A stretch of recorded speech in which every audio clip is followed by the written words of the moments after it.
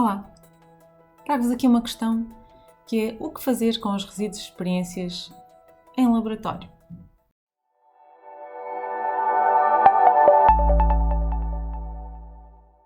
O meu nome é Mayra Romão, sou especialista em Química Industrial e Segurança no Trabalho. Ajudo os responsáveis pelos trabalhadores e pelas trabalhadoras a estarem informados sobre os perigos e riscos de a trabalharem em segurança. Então, durante esta semana, um cliente colocou-me a seguinte questão. Tenho resíduos no laboratório e quero que sejam tratados de forma a não constituírem um perigo para os trabalhadores e o edificado. O que devo fazer? Então, a partilha de hoje vai incidir aqui por situações e aspectos importantes relativamente à resposta a dar a esta questão. Deve ser feita a caracterização correta dos resíduos produzidos no laboratório, obviamente. E como é que vamos fazer essa caracterização? Vai passar aqui por informações-chave. Mas para já vamos fazer aqui um ponto de situação relativamente aos conceitos. Vamos passar, em primeiro lugar, para o conceito de resíduo. É qualquer substância ou objeto de que o detentor se desfaz ou tem a intenção ou a obrigação de se desfazer.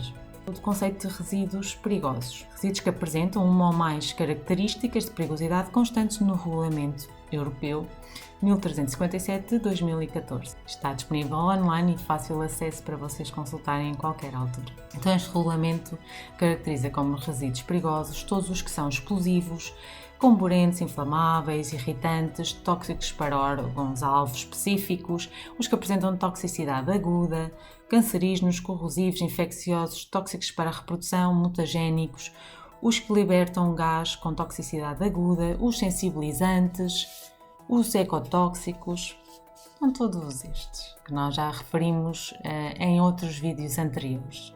Depois, relativamente ao conceito de recolha de resíduos, à recolha seletiva de resíduos. Esta deve ser efetuada de forma a manter os resíduos separados por tipo e natureza, com vista a facilitar o tratamento específico. Normalmente, esta recolha seletiva de resíduos é feita por operadores especializados e autorizados para esse efeito. É importante ter contacto com estes operadores para obter mais informações relativamente aqui a esta recolha seletiva de resíduos. Mas, entretanto, no laboratório nós temos que organizar de forma correta estes recipientes que contêm os nossos resíduos. É fundamental a recolha de dados de um determinado resíduo para a classificação da sua perigosidade, nomeadamente em fichas de dados de segurança do produto, antes do mesmo ser um resíduo, ou as fichas de dados de segurança dos produtos envolvidos no processo que deu origem ao resíduo. Há um vídeo que eu já partilhei neste canal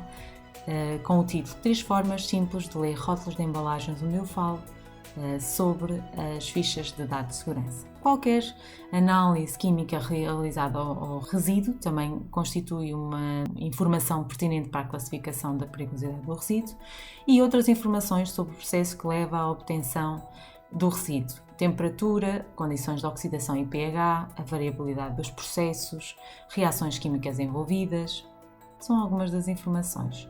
E também a informação sobre os resíduos semelhantes que já foram classificados. No caso dos resíduos que resultam da mistura de substâncias, sempre que não existir uma ficha de dados de segurança dessa mistura, poderá utilizar-se como fonte de informação a ficha de dados de segurança relativa às diferentes substâncias que constituem a mistura, certo?